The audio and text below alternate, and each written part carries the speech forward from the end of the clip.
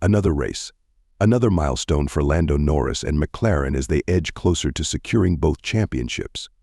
But on the other side, Max Verstappen and Red Bull are facing a dramatic downfall. Once cruising to victory with ease, Verstappen is now battling just to stay in the race. How did Red Bull go from dominating the season to desperately struggling? What went so wrong for a team that seemed unbeatable? Today we'll dive deep into the shocking revelations that have left Red Bull scrambling, and how a year-old warning from Sergio Perez may hold the key to their downfall. Could Perez have saved the team from disaster if only they had listened? Stick around, because by the end of this video, we'll reveal how Red Bull's dream season turned into a nightmare, and whether there's still time for a comeback. Verstappen, who was once winning races by margins as wide as 30 seconds, is now locked in battles for victory or merely praying for a podium finish. The other teams have continued to fine-tune and improve their cars, while Red Bull has, surprisingly, regressed with each race. What's even more surprising?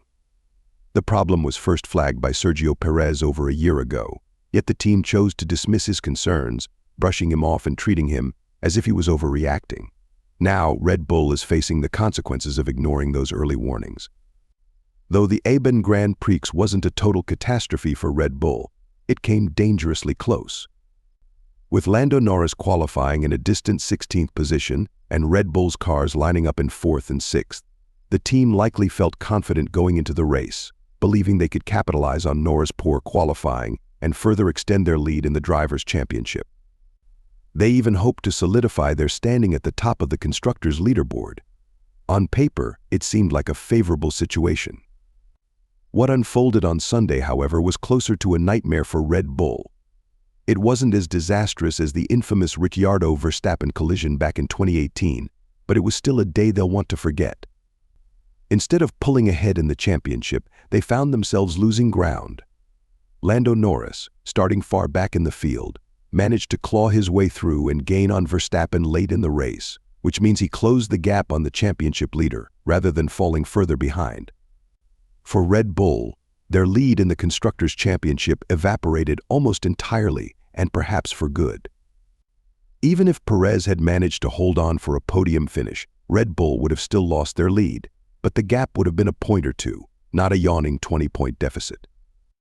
Unfortunately, Perez's collision with Carlos Sainz toward the end of the race ensured that his best performance of the season would be overshadowed and forgotten in just a few weeks. The entire weekend became a grim reminder of how far the once dominant team has fallen. Red Bull has become all too familiar with disappointment this season. The handling and balance of the RB20 has completely deteriorated, something Sergio Perez had been pointing out since last year. Red Bull, however, chose not to listen until it was too late. The car has been suffering from severe understeer, to the point where it seems like the steering wheel hardly matters anymore. The team even likened its handling to that of a cruise liner during the Monza race, but things were even worse at Aben. Verstappen went as far as to say that his Red Bull was handling so poorly during the Baku race that his wheels actually lost contact with the ground in certain corners. In an attempt to fix these growing issues, Red Bull introduced a series of changes to their car before the last weekend's race. These adjustments were aimed at addressing the very handling problems that had been haunting their drivers over the recent rounds. And while the team seemed somewhat satisfied with the improvements, Verstappen wasn't. He said that setup changes made before qualifying actually threw the car's balance off, making it difficult to drive. In the race, his worst fears were realized as the problems persisted, making the car unpredictable and incredibly challenging to control. During the race, Verstappen's concerns from qualifying were fully realized.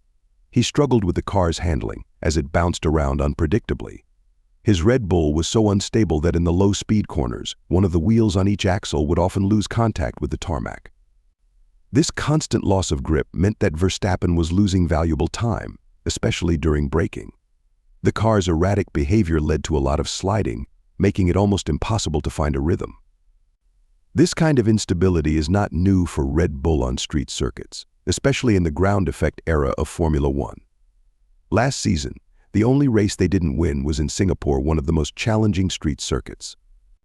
Even this season, rough street circuits like Miami and Monaco have been weak points for the team. In Baku, the issues became more apparent as Verstappen spent a significant portion of the race trailing behind his teammate, Sergio Perez. It was only when Perez crashed on the penultimate lap that Verstappen managed to move ahead. Unfortunately, that crash has caused a massive setback for Red Bull. It completely destroyed Perez's car, along with the newly upgraded underfloor that Red Bull had hoped would be crucial in helping them fend off McLaren. The crash was a heavy blow to Red Bull, not just because of Perez's strong performance, but also because it wrecked one of the key components the team was relying on: the newly assembled underfloor. Team principal Christian Horner admitted that spare parts were already in short supply, and this crash would only add to their problems. Red Bull's engineering team now faces the challenge of working around the clock, with 5 straight days of labor at the factory to ensure they have the necessary parts ready in time for the upcoming race in Singapore. Despite the setback, Perez's drive up until that point was excellent, showing flashes of what the team has been missing by sidelining his concerns for so long. Looking forward, Red Bull now understands that Perez's complaints were not only valid but critical to solving their ongoing issues. His recent performance highlights just how wrong the team was in ignoring him for over a year. Technical Director Pierre Weich is optimistic, believing that the disaster at Monza has finally opened the engineers' eyes to the real issues plaguing the underbody of the car, which has been a major source of instability for the drivers. Christian Horner also acknowledged how Red Bull's drop in form has forced them to start paying more attention to Sergio Perez's input. After the 2023 Spanish Grand Prix craze had raised major concerns about the upgrades the team introduced, stating that they made the car worse instead of better. But with Verstappen still winning races by huge margins, the team brushed off Perez's concerns, attributing his struggles to a mental slump rather than any real technical issues. Now, Horner admits they were wrong. After thoroughly reviewing their development history, they realized the first major mistake occurred with an underbody upgrade during the 2023 race in Barcelona. That race marked the beginning of Perez's difficulties with the car, but the team didn't take it seriously. Why? Because Verstappen kept winning. While Perez was struggling to stay competitive, Verstappen continued to deliver dominant performances, giving the team false confidence in the car's development. However, that oversight has now come back to haunt them, and they've lost valuable time in rectifying the mistakes made over the past year. Perez has been criticized by the Red Bull team, the media, and fans for his lackluster performance compared to Max Verstappen. However, Red Bull's admission that they've made critical development mistakes, just as Perez's form began to dip, does little to ease the frustration for him. Public apologies may not have been made, but behind the scenes, Red Bull seems to have finally realized their mistake. In fact, after the upgrades were fitted in Spain 2023, Perez even requested that they be removed from his car because he believed they made the car far worse. The problem was, Verstappen still won that race in Barcelona by a comfortable 24-second margin, while Perez could only manage a 4th-place finish behind George Russell. That win in Barcelona marked Verstappen's 3rd consecutive victory in what would become a streak of 10 straight wins before Carlos Sainz broke Red Bull's momentum in Singapore. Perez didn't suddenly lose his driving ability, it was simply that Verstappen's exceptional talent allowed him to drive around the car's issues, compensating for the instability in the RB19. Verstappen's immense driving talent allowed him to manage the instability in the RB19 after the Spain 2023 upgrades, and he continued doing the same at the start of the 2024 season with the RB20. However, Red Bull persisted with further upgrades that only compounded the mistakes they made in 2023. Now, the RB20 has reached a point where it's so unstable that even Verstappen can no longer drive it to the same level of success. This is far from the first time in F1 history where a driver with incredible raw talent has masked the underlying issues of a car, causing the team to overlook critical problems that should have been addressed. Several drivers throughout the sport's history have had the ability to drive around a car's shortcomings, leading teams to misjudge their development paths. Earlier this season, Fernando Alonso gave an interesting perspective on this issue. He explained how having a less skilled teammate, like Lance Stroll, can actually be beneficial. According to Alonso, a teammate who struggles with the car helps highlight problems that a highly talented driver might overlook, giving the team a clearer picture of what needs to be fixed. Alonso mentioned that while he can drive around a car's problems and still extract 90% of its potential, reaching that final 100% sometimes requires input from a teammate who might not be able to overlook the smaller details in setup or balance issues. This is why having a diverse set of skills within the team can be an advantage. Alonso's insight echoes the experience of other legendary drivers like Michael Schumacher. Schumacher's engineers often noted that even when there were issues with the car, they were hard to detect because Schumacher would still produce stunning laps, making the car appear flawless. His ability to compensate for a wide range of problems would overshadow the flaws that were holding his teammates back. This is exactly what has been happening with the RB20.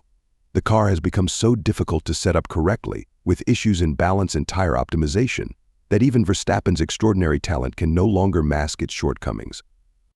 While Verstappen and Perez's cars have been set up differently, the impact of those small differences has been vast on the track, pushing Red Bull to reconsider their development strategies. It might now be time for Verstappen to start looking to Perez for assistance. In the most recent races, Verstappen has been wearing out his tires much faster than Perez, especially when caught in traffic, a complete reversal of the usual trend. Perez had a small gurney flap added to his rear wing, which gave him a bit more downforce at the cost of about 3 km/h in top speed on the straights. Despite the trade-off, this adjustment allowed Perez to be softer on the rear axle, which improved his tire management significantly. During qualifying, Verstappen complained about the car's understeer and how it jumped at the apex of corners. Unfortunately, due to park firm regulations, the team wasn't allowed to make further changes to the car before the race, meaning Verstappen had to deal with those same issues on race day. The bigger problem for Red Bull, however, is that this late in the season, their budget is stretched thin, making it difficult to introduce fixes. With only a 3-week break after Singapore before the final stretch of the season, the team is running out of time and resources. The one saving grace for Red Bull is that after Singapore, they have a 3-week break, which may give them just enough time to address some of the issues before the final 6 races of the season. However, the pressure is on, and introducing meaningful changes this late could be difficult, especially with budget constraints. Red Bull's priority now will be figuring out how to help Verstappen maintain his lead in the Drivers' Championship while also dealing with the fallout of their Constructors' Championship challenge fading away. What's become evident, though, is that Perez was right all along about the car's underlying issues. Had the team listened to him sooner, perhaps they wouldn't be in this precarious situation. Now the focus has shifted, and Red Bull seems to be paying much closer attention to their second driver, realizing how valuable his insights could have been earlier on. The question remains, can Red Bull do enough in the remaining weeks to stabilize their car and give Verstappen a fighting chance to hold on to his title? With the clock ticking down on the 2024 season, the real challenge for Red Bull is whether they can make the necessary adjustments in time. Singapore is one of the most grueling circuits, especially for a car with handling and balance issues like the RB20. It's a race that could either make or break Red Bull's chances of salvaging their season. Max Verstappen's driving talent has masked many of the car's flaws up until now, but even he is struggling to maintain the dominance he once had.